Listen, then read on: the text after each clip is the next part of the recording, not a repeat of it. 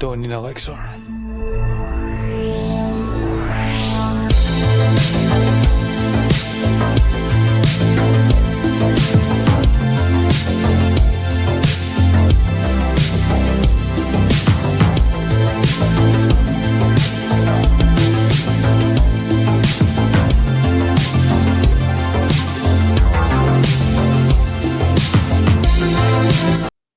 From Glasgow, Scotland, welcome to the Caledonian Elixir.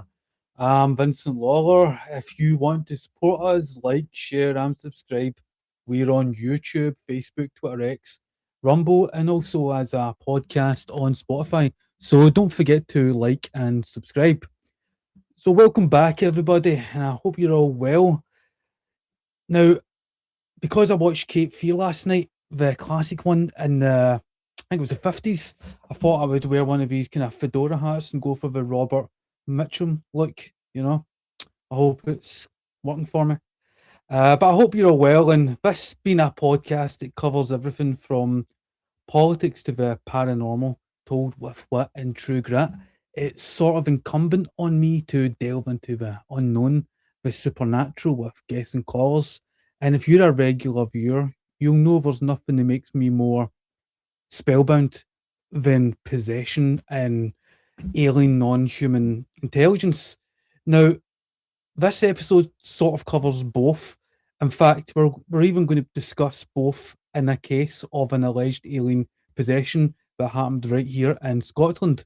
So to discuss this and more is my guest, Ron Halliday.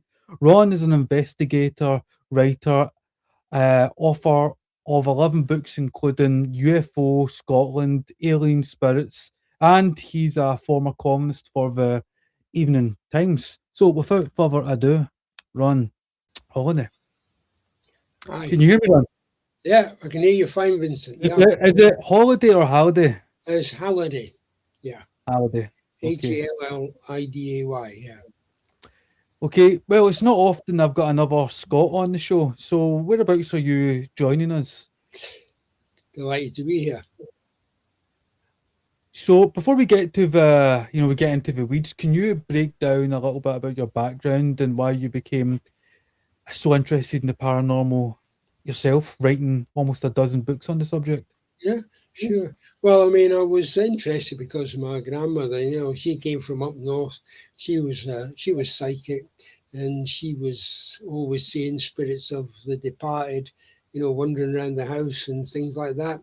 But my dad was a scientist, and he was interested in psychical research, as was, back in 50s and 60s and the like. So I kind of had it from both sides, So I had an interest in it, in a kind of inherited interest.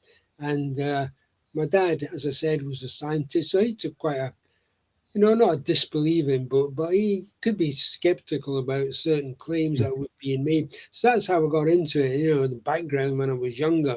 Then I started reading about obviously more, and I started getting involved in investigation. Originally, my main interest was ghost poltergeist, probably like a lot of people.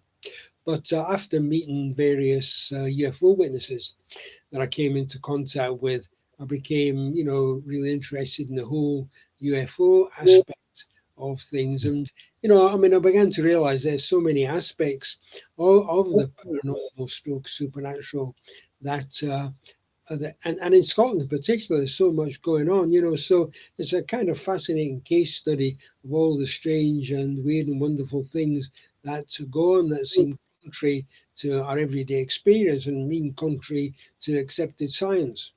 Mm-hmm. I've had individuals such as Whitley Strieber. Mm-hmm. You're probably familiar with him. I've had him on the show, an alleged abductee. Although he doesn't say exactly, he's not certain what who was it abducted him. He alleges, he refers to them as visitors. However, I have had a discussion with many people, such as Whitley Strieber, Eve Lodgen, and it's interesting hearing their accounts and their stories as to what happened to them. And I've been interested in the subject myself. I can recall going to conferences when I was like 9, 10 years old. And of course, I grew up with that generation. I had the X-Files, so it was the zeitgeist, it's always there. myself, like I've been outlining a writing project of my own, it involves a cult whose leader alleged he was possessed by an alien, and that ended tragically. It was a very Mhm. dark and tragic story. So I'm researching this subject Mhm. of possession, alleged alien possession. Then I come across the story of Ray Todd and his transfigurations and Yeah. alleged possession. So who is Ray Todd, and how did you familiarize yourself with his case? Well, I met Ray Todd because he rang me up. You know, I'd had quite a few stories. He was in Edinburgh. I had quite a few stories in the local paper and elsewhere, you know, about UFO sighting, UFO reports. And Ray rang me up and simply said, "Do you want to see an alien?" And I suppose I could have put the phone down thinking, oh, you know, another nutter or something. But he sounded convincing, strangely convincing, you know. So I thought, oh, you know, what the heck, what have I got to lose? And go along. And, you know, if there's nothing to it, it turns out, you know, just have some kind of mental health problems or something. You know, I haven't lost anything. And, you know, at least I've tried. So I went along, and it turned out that Ray was this fantastic physical medium, you know. And probably from the first time I sat down with him and had a seance with him, things started to appear. And I went along there for you know over 2 years, sat through 50 seances, and you know documented them at Ray's request, and published them eventually. You know, some years later as Alien Spirits. But Ray was his physical medium, and it was bringing through clear. You know, I was sitting here saying he was only 5, 6 feet away in light. You know, it wasn't a darkened room or anything of these fanciful things. You know, people get criticised for. It was in perfect light, and I was very close to him. And these faces used to appear, and sometimes the bodies as well would appear over him. They start forming over him, and you could see, you know, the kind of strangest things. A lot of them were, you know, human beings. Uh, Obviously what seemed to be departed human beings from the 19th century. You know, a lot of them look like that, or early 20th century or earlier. But also these alien beings came through, you know. One's sort of lizard like, one's kind of ape like. A whole variety of forms and shapes came through. And, you know, this wasn't some sort of ectoplasmic, if you like, appearance like you sometimes see from, again, from spiritualist seances, you know, the 19th, you know, century and so on. No, these were actual, you know, these were detailed forms. You could see it was like sitting in front of a TV and watching a clear face being formed, you know, and all the detail in the faces. It was really quite extraordinary. And the thing that you know I was puzzled about were these the spirits of departed alien beings, or were these spirits of or whatever of aliens who were alive and interacting with the earth and just appearing, you know. It was as if there was we were being told, um, you know, there aren't just humans in this universe, there are alien beings as well. So So I mean, there was there was more than one personality that manifested oh yeah, on his own. there was several alien, yeah, there was several alien entities on their own, and lots of other, you know, human beings appeared as well. So yeah, there was a lot going on, and it was quite extraordinary to see these faces, these individuals, whatever forming, and these alien entities. You know, they didn't say anything. They just kind of sat there and sort of looked at you as if it was they were saying to you, "Yeah, we know you're there. You know we're here, and we're all part of this universe. So don't think that humanity is, you know, the rulers of the universe. You know, there's a lot of other things out there as well." So what did Ray impart to you that made you think that these were real manifestations caused by sort of like a download, a download of another spirit, another personality Well, that yeah, we couldn't be sure. Yeah, couldn't be sure, Vincent, just exactly whether these were spirits of, you know, dead aliens, or where, or if they were somehow some aliens for some reason using Ray as a kind of conduit, you know, to appear. and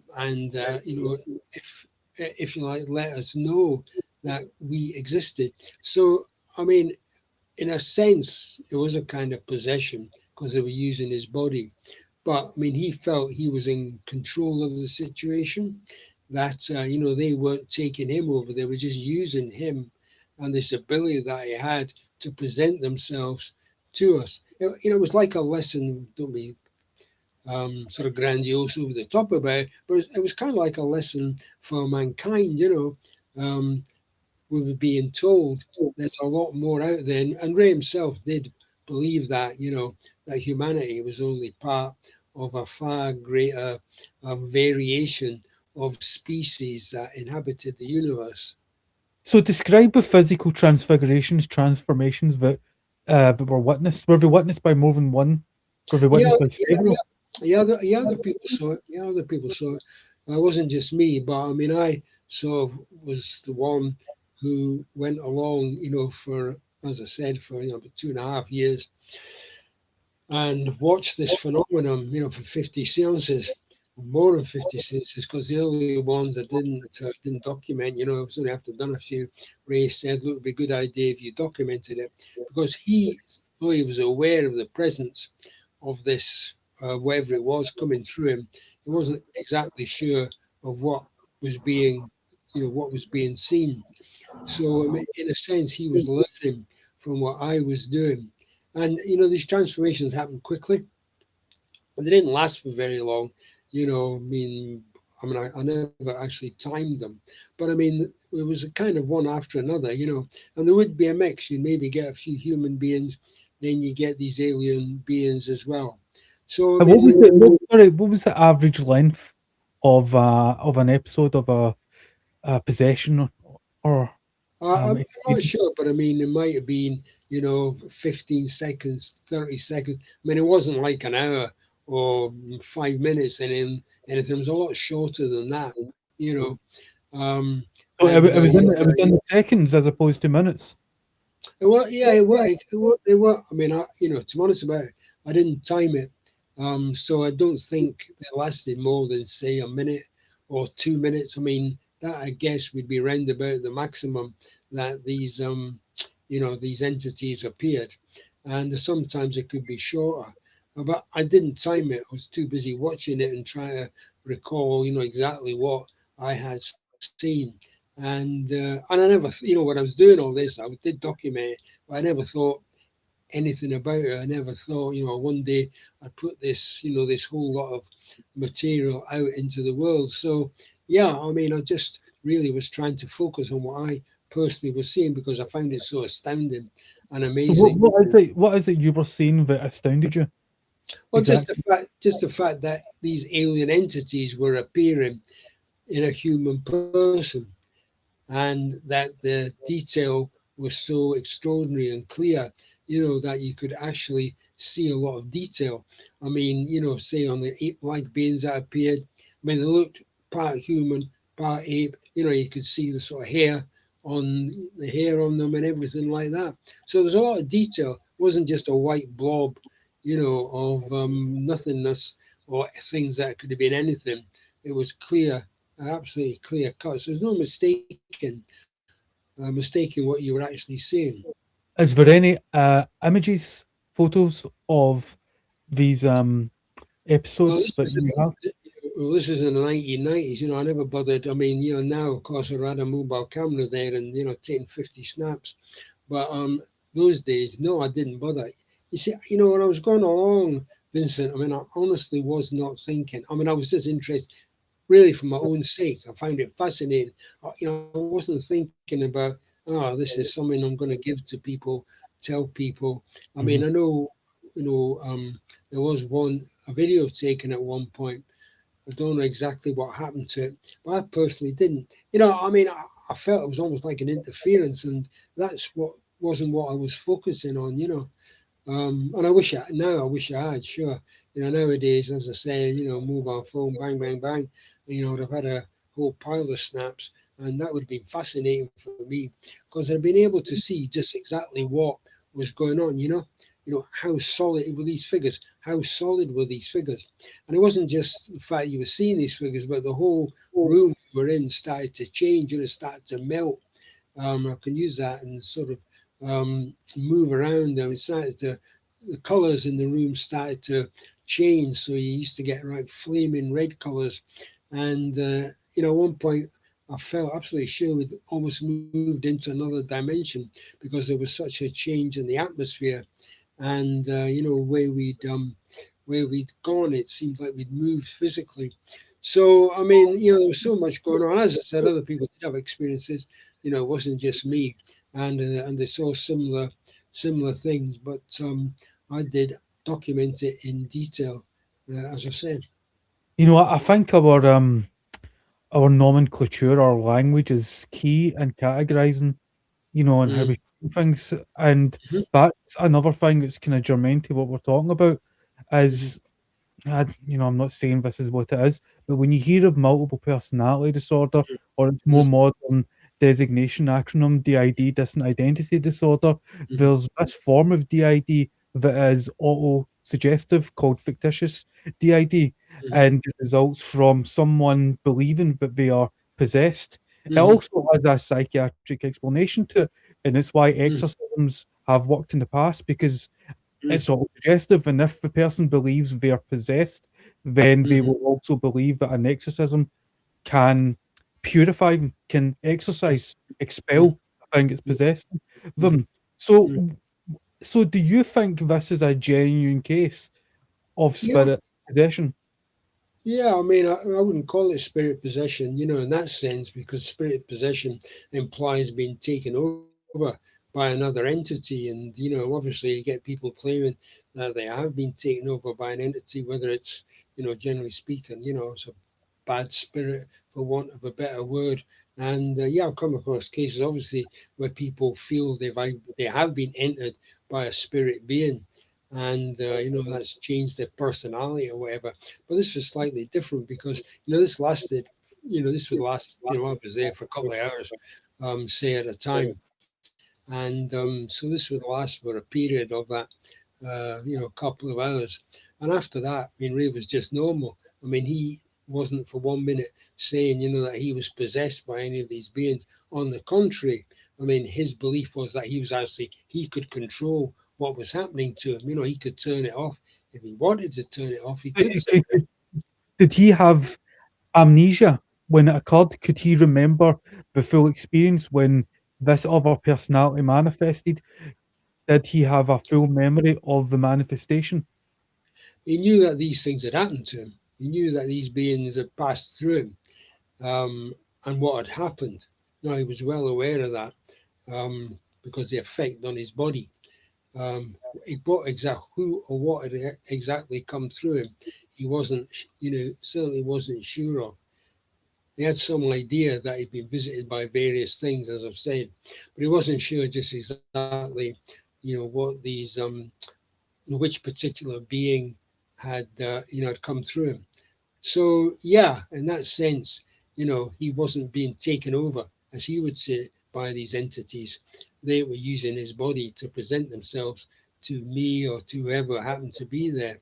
So as I've said, I mean, I wouldn't personally categorize it as spirit possession because he never for 1 second claimed that he was being taken over by anybody or anything else, and he would So just once you, they so took you, over. so you don't think these were alters, like personality alters, or the result of a sort of fractured mind? You think this is genuinely a case of mediumship and channeling? Yeah, I mean, I think it was a genuine case because when I was seeing and other people saw the transformation that took place in, Ray's, the physical transformation. Yeah, so I mean, if you like, you know, it was something objective in the sense that other people were seeing what was happening to him. So it wasn't just a case of Ray saying, oh, by the way, you know, so and so from planet X has descended upon me, and here am I going to speak out what's happened because there was no speaking in it. It was all visual. So he wasn't trying to make out there was any, if you like, total possession of his body. Right. So he wasn't trying to impart instructions to you to No, how to save the world or resurrect the real genuine self in you, or that the end of the world is going to happen on such and such a date. This was a physical display of a transformation. yeah, that is correct. It was physical. There was no messages being imparted by any of the beings that came through. There's no messages imparted by Ray to me, Mhm. apart from the fact that he believed, that there were other beings in the universe. And, there'll have to be a physical medium to believe that. A lot of people have that, view of the universe. So yeah, no, he wasn't, I mean, he never took any money for anything. He never went outside and started proclaiming, what he could do, or he had any message for the rest of us. I mean, the only message he had, as I've said, was an implied one or one he believed in, that there were other entities in the universe, and Mhm. that, we had to realize we were just, a very small part of a much vaster um, situation, you know, and that's what So he for the audience, could you actually distinguish the difference between channeling and possession?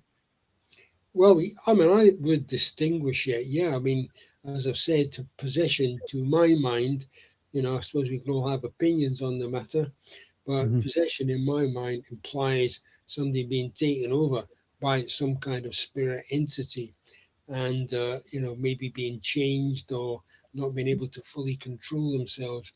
Whereas channeling is in my view, again, is bringing through spirit contact, or in this case, alien contact, and presenting it in some ways to people, either spoken, by spoken messages or by physical transformation. So, I mean, to my mind, there's a difference between it. It's possible they can run into each other, yeah, but in this particular case, Ray Todd's case, I don't believe it was a case of possession. So what did he do to get himself in that mode, in the mode of channeling mediumship He for just, these personalities to yeah, manifest? sure. He just sat quietly. That's all he did. Didn't do anything else. He didn't chant or, run around in a circle or anything or take anything. He just sat. And, after a little while, he was sitting quietly. Then these entities, beings, or whatever, would start to, he would start to transform. And you'd start to see these figures appearing. So there was nothing in particular. Sometimes he'd play a bit of music.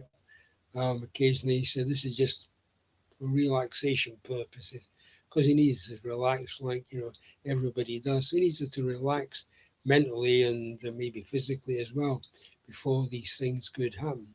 As I said, he never asked any money, and wasn't going Mhm. out there broadcasting what he could do. He's quite happy for people to come along and watch and and see what happened. Do you know what?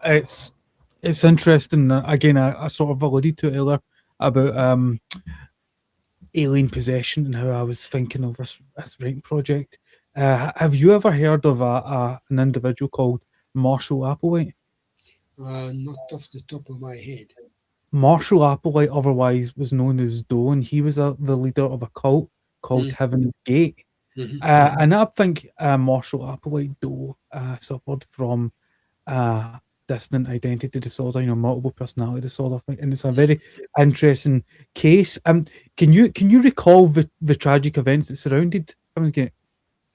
If you remind me, I might recall it. Like how, well, for the audience and yourself, like if you're a Gen Z, you probably aren't familiar with Heaven's Gate, but if you're a millennial, a boomer, you know, Gen Xer, you'd probably recall Heaven's Gate was a new age UFO cult that committed ritualistic suicide in Rancho Santa Fe in 1997, and 39 people died. Uh, I actually had a video clip prepared that was in the desktop app of us. However, we had to transition over to the website because we had difficulties there. Yeah. The leader, Doe, used to go by the name Marshall Applewhite. Um, And Heaven's Gate believed the soul, the mind, could be possessed by aliens. They believed aliens, for lack of a better word, were angels. Hmm. We were a higher form of evolutionary form of life, but they had a tangible form. They were physical. They weren't corporeal in the sense where you couldn't touch them. You know, they were real physical beings. However, the, you could still be possessed by them, by their essence, and they called that form of possession Hmm. soul depositing. So again, we've even had their own nomenclature, their own language for it. And Hmm. this soul depositing could happen incrementally at any stage of your life. So Hmm. Apple believed he was possessed, and we called it soul depositing. And it was a very genuine from his part, you could Hmm. tell genuinely believed this. He wasn't like a Jim Jones who Hmm. had had control of everyone with that iron grip and Hmm. commanded that they abide by his rules. Everyone was free to leave, but they all believed they were sort of Hmm. had this form of possession, and Hmm. so that's very interesting to me. And when I came across the case of Ray Todd, I was like, right, there may not be many overlaps, but there is that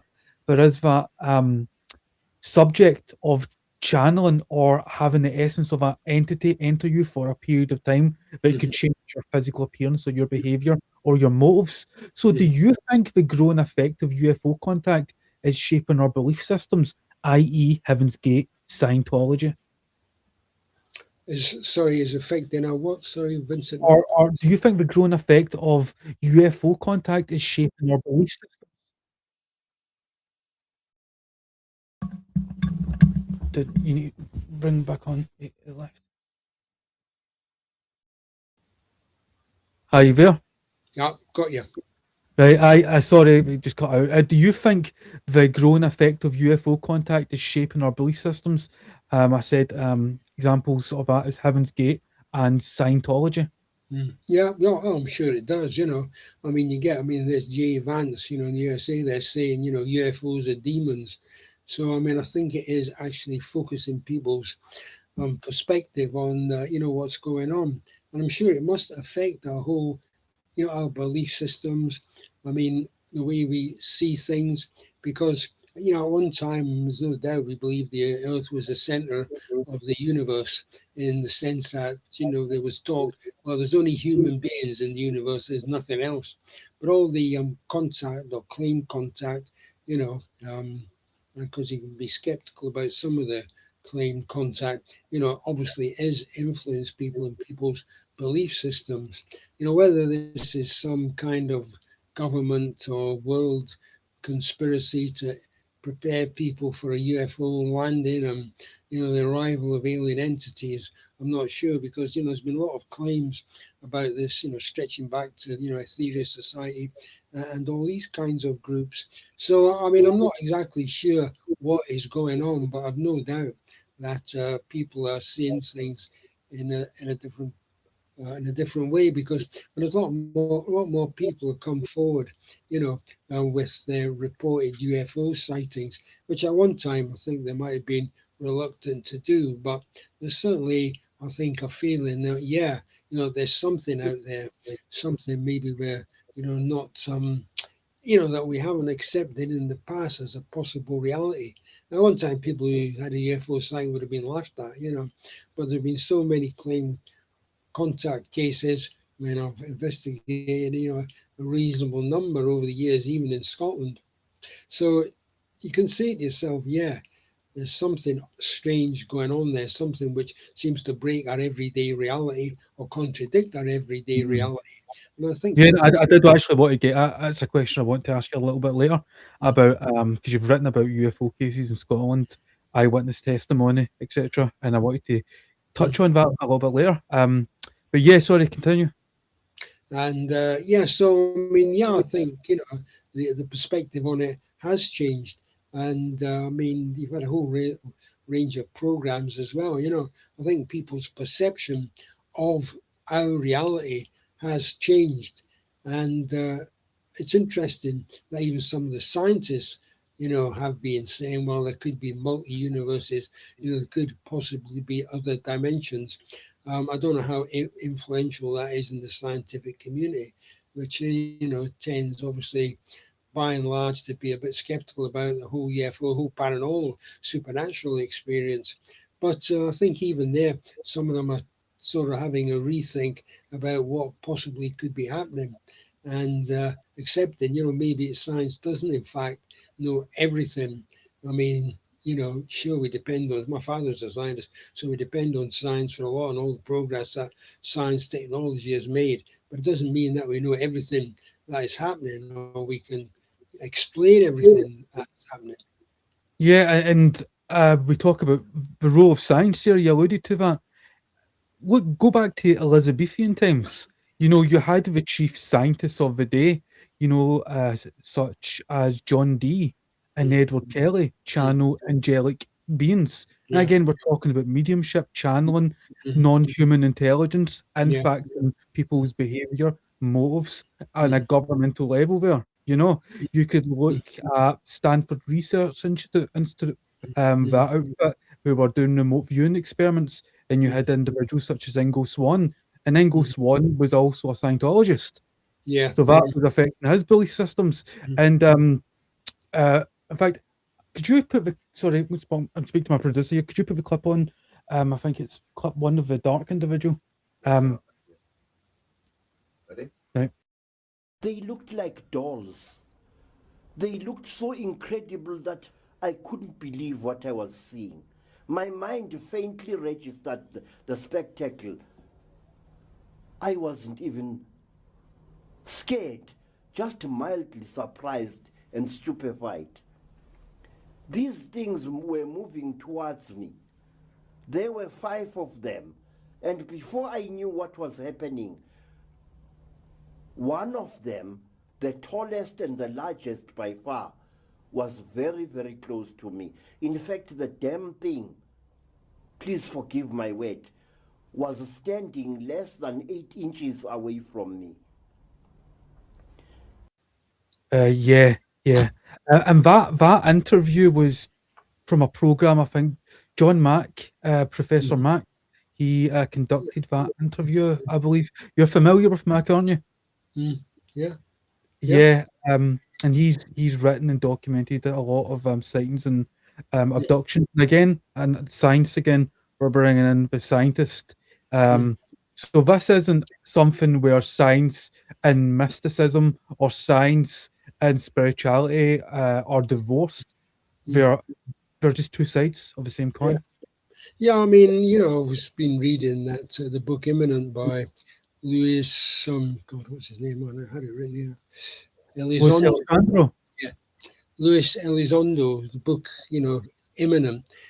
He claims that he was involved in, he was working for the government in various capacities, and he claimed that, there'd been a lot of secret programs going on, that, there were hybrids that had been developed, alien human hybrids, and the whole pile of stuff like that, and he was, of course, talking about the use of psychics, to do um, if you like, try and invade foreign countries' defense, we defense were kind structure of talking about remote viewers and clairvoyance there.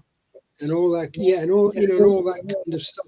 So I mean, you've got this technology of a modern super state like the USA, using what is basically kind of spiritualist, and they never call it that, of course, spiritualist medium, people to try and, as you say, remote viewing, to try to penetrate a load of secret stores and a whole range of stuff like that. So I mean, as you suggest, I mean, you can't necessarily split science off from the spiritual or paranormal aspect of life, but I mean that aspect of it, that connection, does tend to be hidden. It's not something governments like to talk about for some for some reasons. It's the same thing as in famous Scotland Supernatural. For example, well, John Logie, inventor of TV, when he used to go, he believed in spiritualism.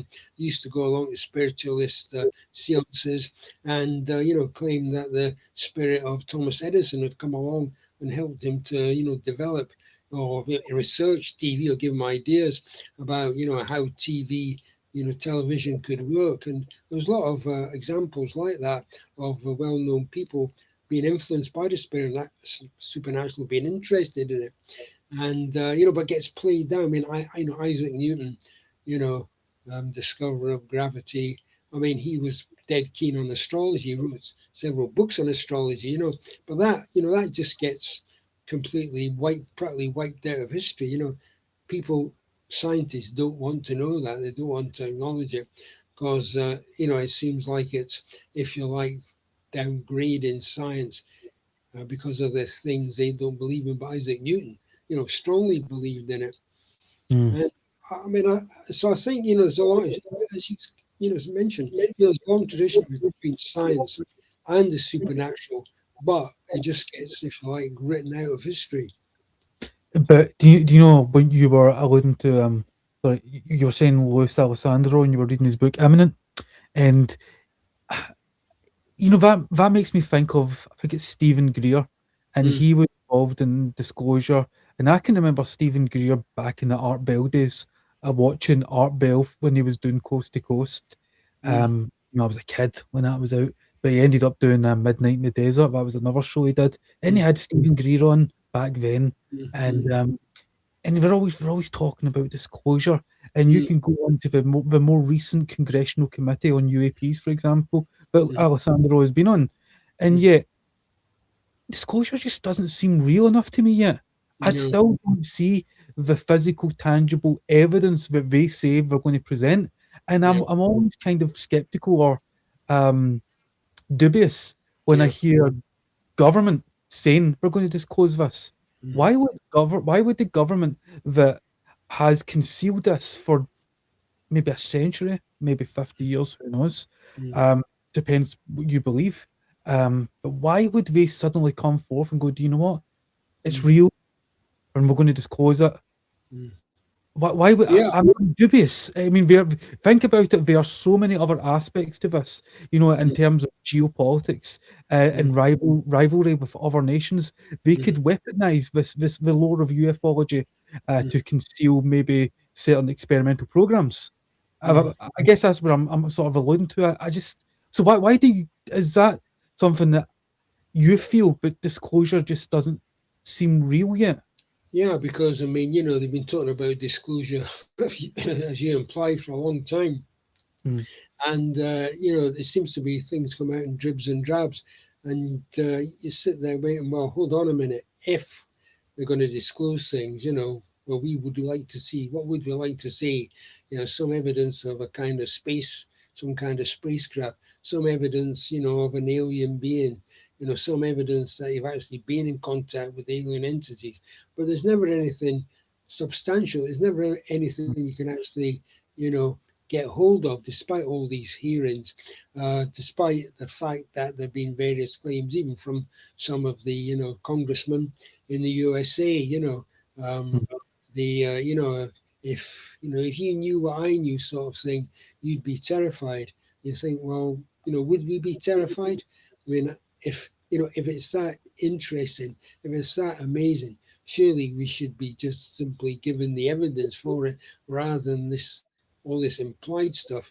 And then, as somebody said to me, well, why is this all happening in the USA? Yeah, sure. USA is mm. probably the most advanced technological country, in the world at the moment, but it all seems to be happening there. I mean, aren't these alien beings interested in other governments in the world? Is, the USA the only place where they're going to disclose things? I mean, having said that, I mean, as you know, Vincent, I mean, the Minister of Defence in the UK claimed for years they weren't interested in UFO sightings, and then suddenly, in the 80s, revealed, yeah, sure, we have been documenting UFO sightings, and they put a whole pile of material. Whether that was Wasn't that the UK Condon report? The UK government conducted its own investigations of UFO sightings and actual the effects of UFO sightings on biology. Yeah, I mean, I think I mean, the fact the governments have been interested in it. I mean, the Russian government, supposedly, again, it's often difficult to actually pin down things. Have taken a real interest in UFOs, and the European Union even took an interest in UFOs. So, I mean, there has been a widespread interest in the UFO phenomenon, without anything coming out, to actually, if you like, substantiate the fact that world governments, have actually had UFO contact. I mean, there's some, well, obviously, there's all the claims about Area 51, alien technology, experimental things, and people like Bob Lazar coming forward and said they've worked on this stuff. Then you Mhm. say, well, if the aliens are here, they must have some incredible advanced technology to get here. So, where is the example of it? You know, Yeah, we, that's actually interesting you said that because I remember Bob Lazar in the 90s made reference to something that was called unimpendium, that was a sort of fuel source, that mm, was an element or something along those lines. mm, And this was eventually discovered not that long ago. And I also remember Colonel Philip Corso. mm, This was many a moon ago, mm, and he alleged that fiber optic technology mm, came from crash retrieval programs, and he said yeah, this. I think it was like 40 odd years ago, but Philip mm, Colonel Corso. And so you mm, you're right. You do hear many people make reference to the fact that well, these crash retrieval programs exist and may have retrieved technology, back mm, engineered the technology you have today. It's mm, alien. The mm. pyramids, it's alien. Everything's alien. And I'm starting to feel a bit disenchanted about the ability of humans possessed to actually do anything. Because allegedly it's all bloody alien. Yeah, well, there's always lots of claims about things, and yeah, the use of alien technology. I mean, I don't know. I mean, we seem to be struggling, the USA or whatever seems to be struggling to get to the moon, so, and I don't know if they use alien technology. It seemed to be, fuel technology all over again. But I mean, I don't know. I mean, I'm not a scientist, you But know. it's interesting that they apparently went to the moon, and then when they went, they decided to play golf, and then they destroyed the technology, the Saturn V rocket technology, Mm, after so many years, and they didn't return for decades, yeah, and well, we haven't returned really. We kind of orbited the moon, but around why it, yeah. why would you destroy the rocket technology that took you to the moon? Yeah, seems a bit strange, doesn't it? I mean, I don't Yeah. know. And there's a lot of unanswered questions about the moon landings or the alleged moon landings, as some people would say. Yeah, I mean, it's all very strange. And as I've said, well, you think if you had advanced technology, one of the things you'd want to use it is to travel to the moon or other planets, and investigate the nearest parts of the solar system to us.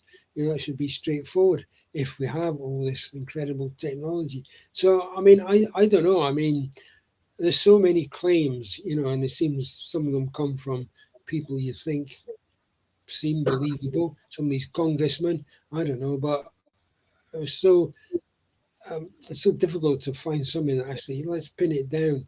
Where the Roswell crash, all these bodies, which and we've had all the kind of false claims about that, as I'm sure you know, and so on. So I mean, you get, I'm not saying you get confused, but you start to get a bit skeptical when people come forward, even from claiming to be from the government, have government sources, and said, things are going to be revealed. You know, it's just that we don't want to tell people because they think they might it might disrupt their belief systems and all this kind of stuff. I mean, Yeah, no would doubt, no doubt it would. yeah, I mean, would it, if we were told that we learned 100% that there were alien beings in the rest of the universe, yeah, I mean, it would change our perception of the universe. But I mean, would all our systems collapse? I mean, why? As an interesting sociological question and psychological question, it really is. I mean, I was highlighting earlier, Heaven's Gate, Scientology. Those Mm, are two mm, religious mm, organizations mm, that have been shaped by the belief in the extraterrestrials. Mm-hmm. So if there was that disclosure that they are extraterrestrials or non-human intelligence Mm-hmm. and it's interacting with us, that must affect our institutions. I That think hap- sorry, yeah. Yeah, I mean, I I mean, think it would change our perspective on things. If we thought we were part of a much bigger, I don't know, we were just a small part of a massive universe with, all these different beings in it.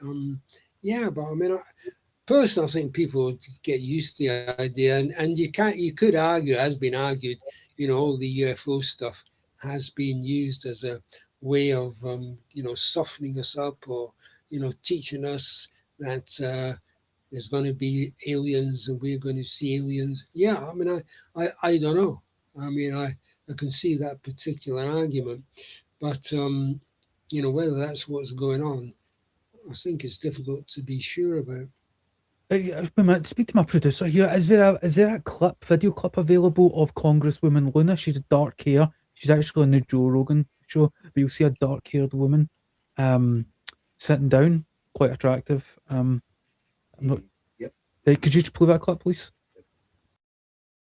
I can also tell you, and this might sound crazy, but based on our investigations and stuff that we've seen, okay, there is definitely something that I think would rival what we know currently with physics and a tech that potentially is out there that we don't have the ability to reproduce, because it would basically be like dropping a cell phone right off back during the time of maybe caveman. So like we just don't have the tech to develop it yet. What I can also tell you is based on our interviews, and this has been something that you can go back and watch with the congressional hearings, but I was actually able to ask some of the witnesses, what are these things? And they keep saying interdimensional. And then when you talk about the interdimensional aspect of, are these things pre-existing, maybe outside of what we currently know as our own dimension? That stuff can kind of all sound crazy, but at the end of the day, my job as an investigator is to receive all the information, decipher it. Like, she isn't just an investigator, that is Congresswoman Luna. And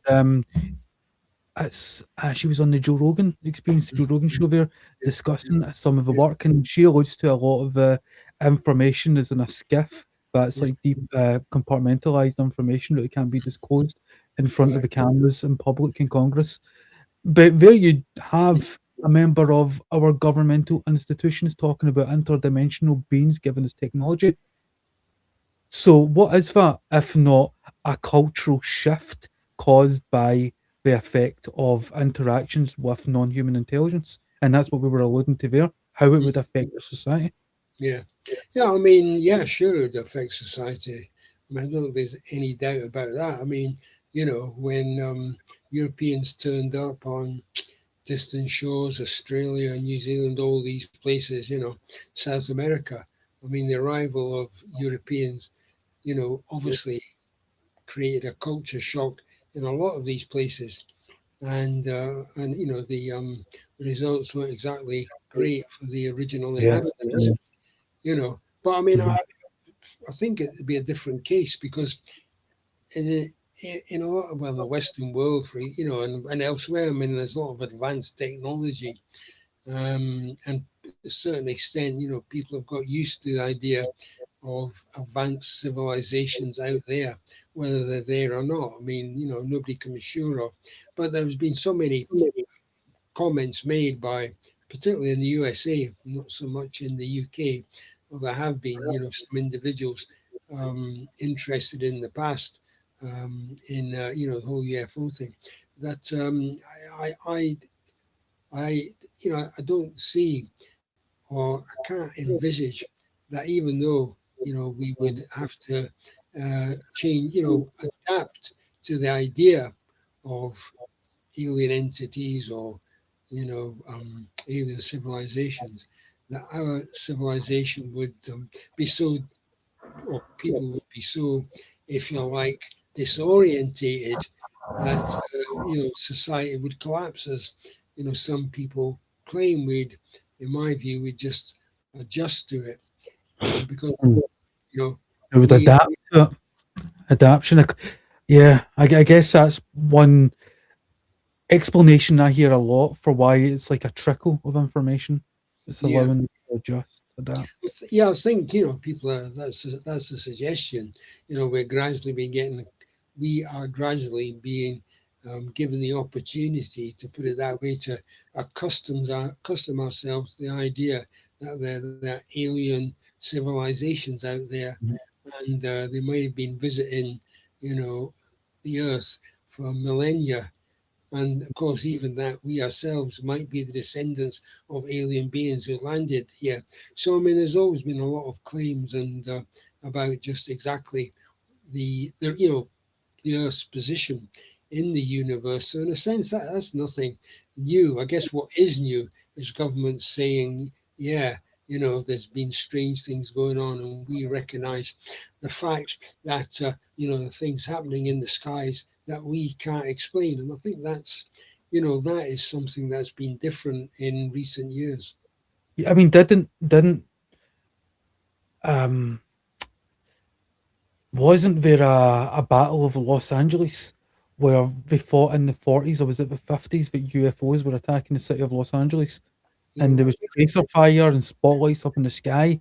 And similarly, in Washington, D.C., there is images of dozens of UFOs, like the disc shapes, that yeah, flew over Congress.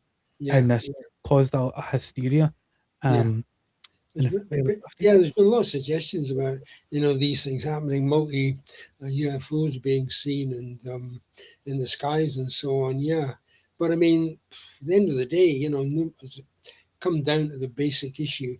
A UFO has not landed on the White House lawn. Where we can all see it.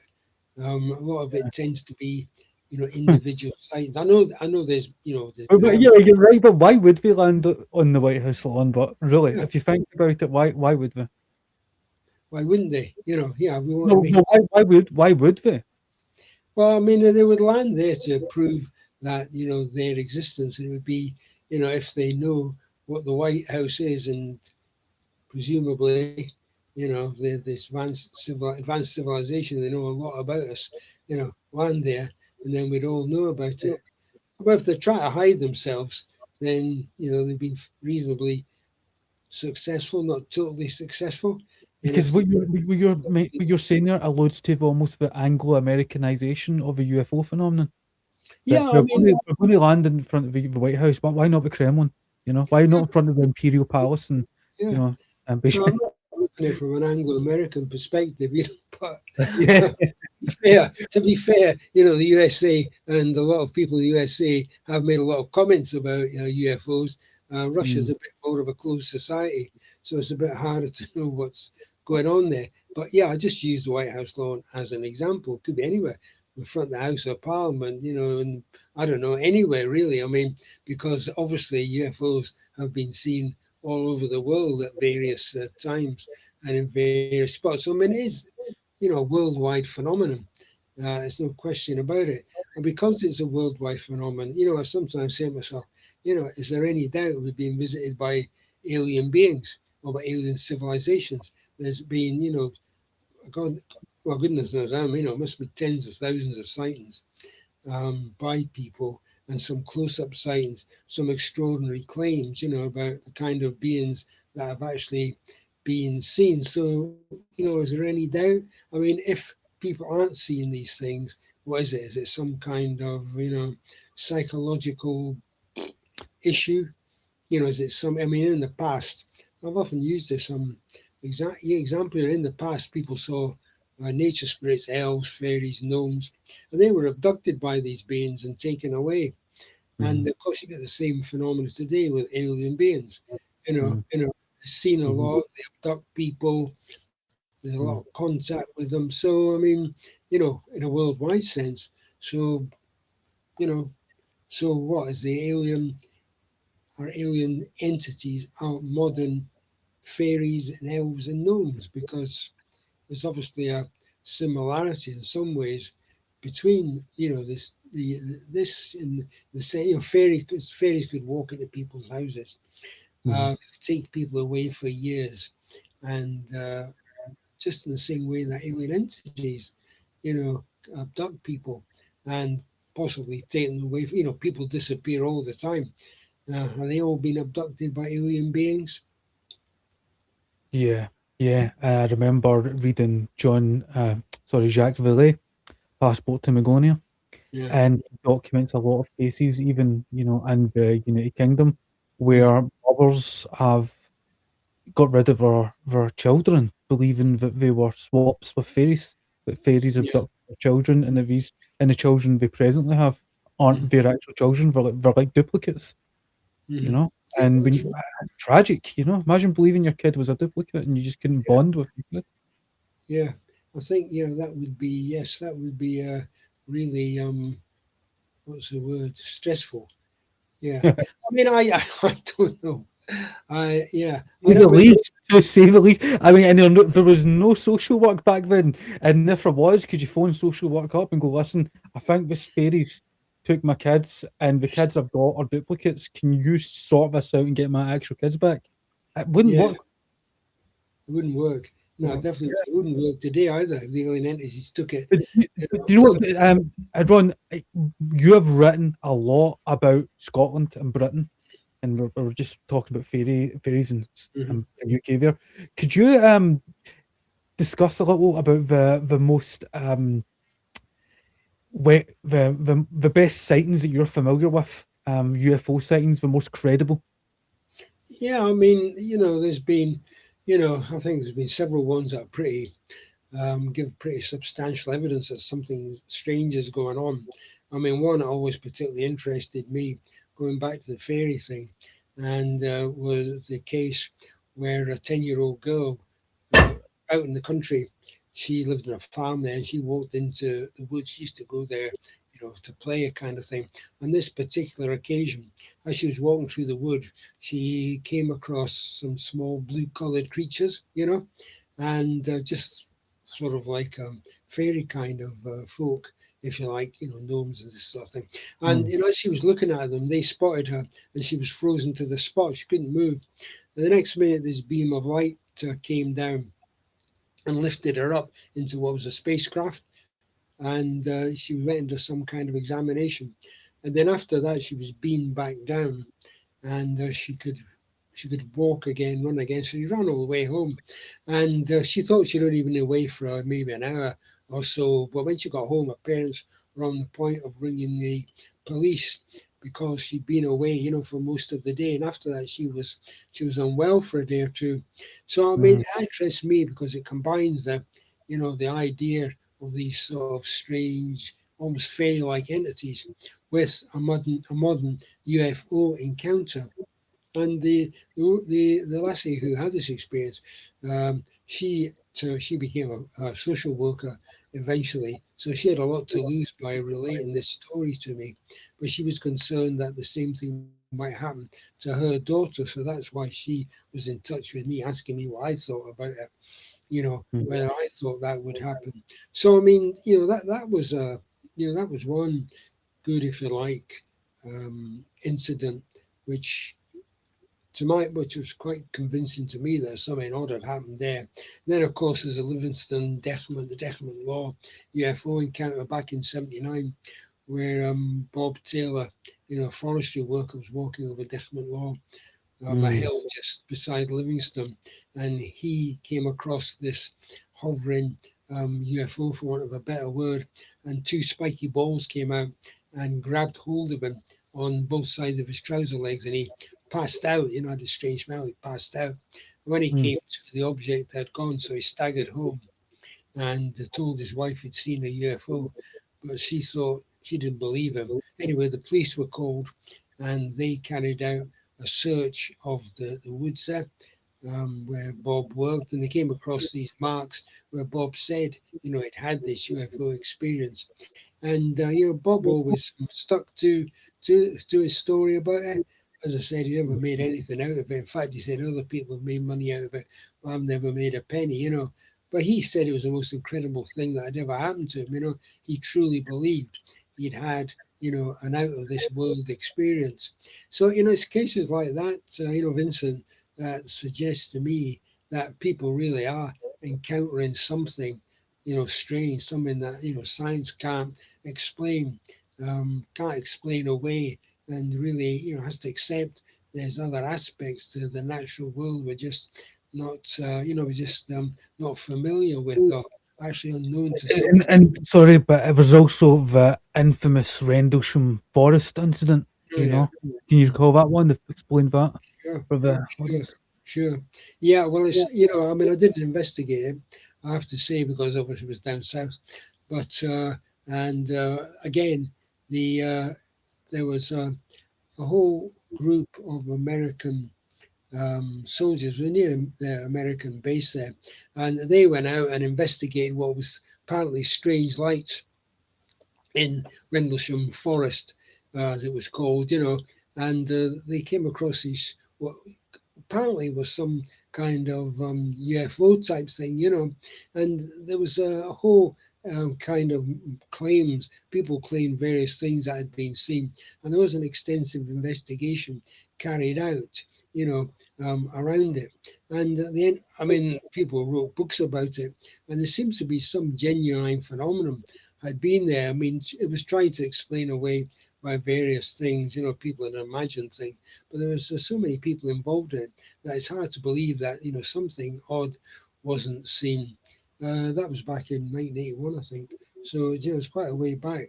I mean, now you can go there because they've got a marked trail there. You can go and take a look at it and see where all this happened.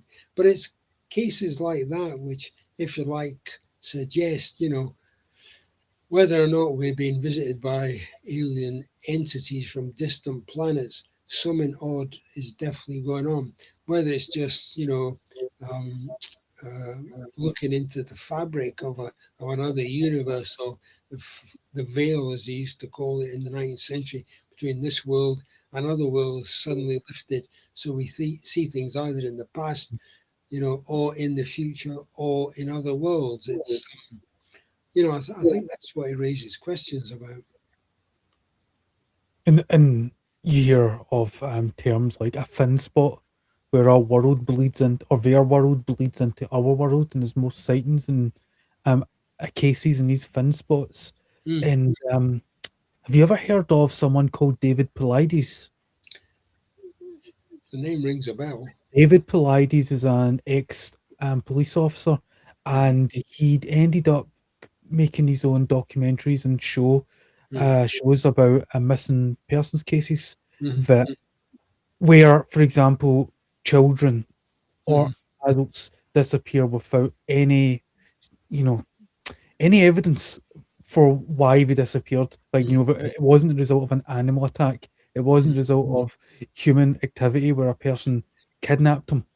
We're mm, talking about cases where there's a kid in the back garden, right? mm, And then, like that, the kid disappears. Like, the mum's doing the dishes in the kitchen. She can see into the back garden, looking at her kid playing with mm, with the toys. And then mm, 2 minutes later, kid's gone, no mm, trace. mm, Phones the police. The police get involved. Sniffer dogs get involved. Helicopters dispatched. They end up getting teams of searchers. No sign. 10 days mm, later, the kid appears in some estate in a cupboard, mm. dead, Yeah, missing its yeah. shoes. Like cases like that. It is mind-boggling, and he notices that there are these patterns of missing persons cases, especially in national parks.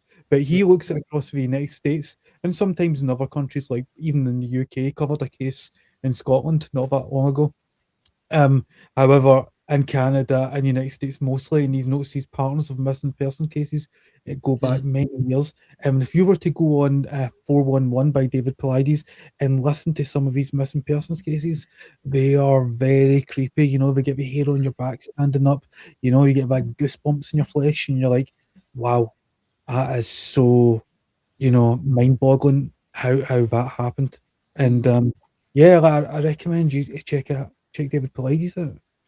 Yeah, I mean, the number of people that go missing in the UK is extraordinary. Even in Scotland, it's several a day, go missing, and I don't know how many of those are actually found, but certainly there are a significant number who aren't found. and you just wonder what's happened to it. You know, I mean, you often hear about cases of somebody's walking through the mountains, disappeared. You know, they're never found, and you wonder what's happened. I mean, I have suggested in the past when I've been given talks, are we here talking about abduction or some other thing? Are we talking about maybe these individuals were attacked by some being or something like that? But the number of them is extraordinary, and I've often wondered, Mhm. given the number that do disappear, is there some other explanation than they've some of them run away, but they all run away? You know, why are so many why are so many disappearing and never found? It is really quite strange. And in the past, Vincent, they would have said, oh, the fairies took them, and it was accepted that you could be abducted by fairies. So I mean, I'm not saying fairies are abducting people today, but is it someone else that's possibly abducting people? So maybe the advice is, don't walk over a mountain at night or something like that. I don't know. Yeah, Um, it's definitely a canopy of strangeness and mystery, and Yes, because I mean, I don't know if you've been following this, but they've been going on about the number of researchers into, that have disappeared in the USA in recent times. Folk, I mean, scientists and so on have been working on supposedly modern technology or strange aspects of technology have disappeared. And yeah, I mean, it's something I'm going to talk about at the conference in June the 6th.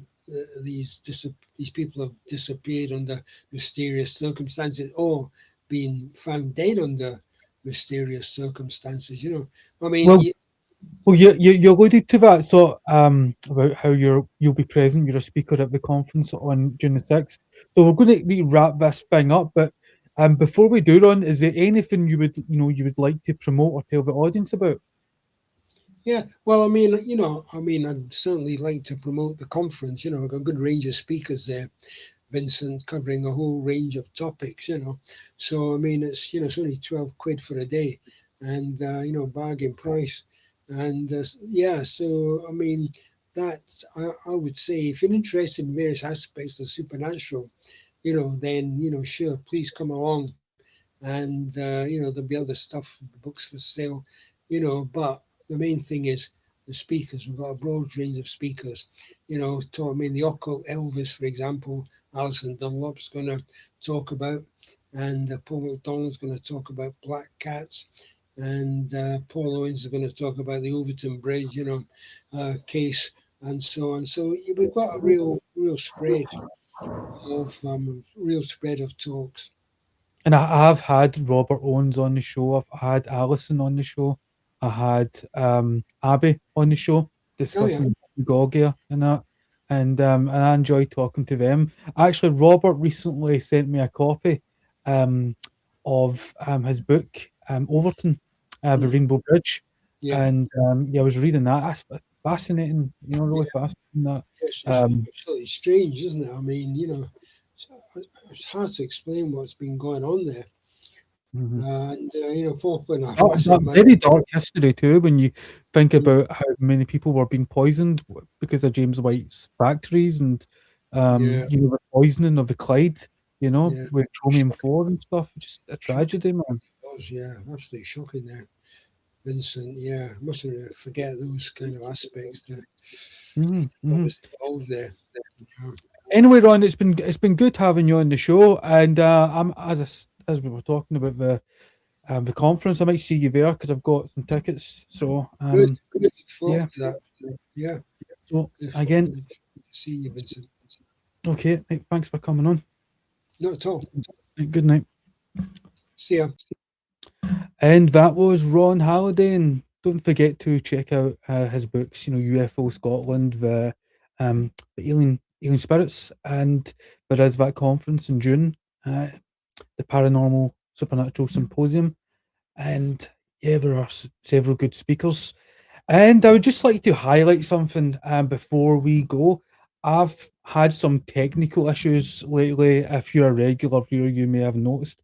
I'm having to buy a new desktop and switch to a new internet service provider. These gremlins will be exercised soon, and we will, be back on track better than ever. And in the next couple of weeks, we're going to have several interesting guests, such as the anchor baby who was on our debate in Iran. He was one of the guests there. We are doing an episode with Hydro McLean, and we'll be doing another episode on the Russia-Ukraine war and the crisis with fuel and fertilizer with Stanislav Krapnovich. I think I've got his name correct, and it's a foreign name. Obviously, I need to get his name right before I get him on the show. So, yeah, had some gremlins. We'll sort it out, and we'll be back better than ever. But just remember, people, there are a lot of people trying to start chaos and crisis in the world, and we live in a chaotic world. So don't you be one of those chaotic people. So everybody be cool. You be cool.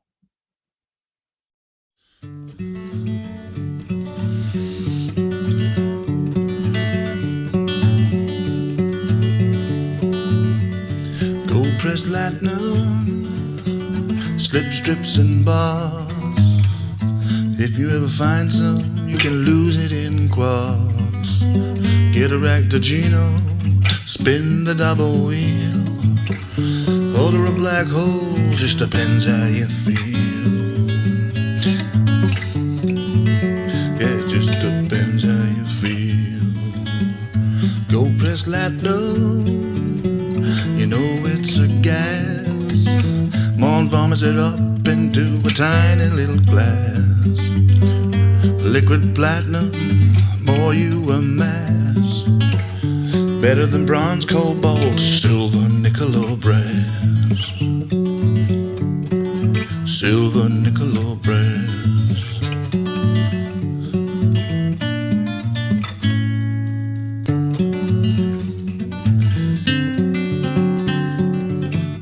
We're living in a high society, living on station. Part of the alliance, the United Federation. Picking up the pieces from the cardi occupation. You could be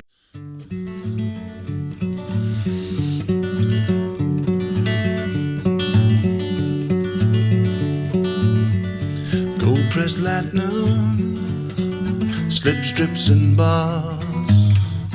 If you ever find some, you can lose it in quartz. Get a Ractogino, spin the double wheel.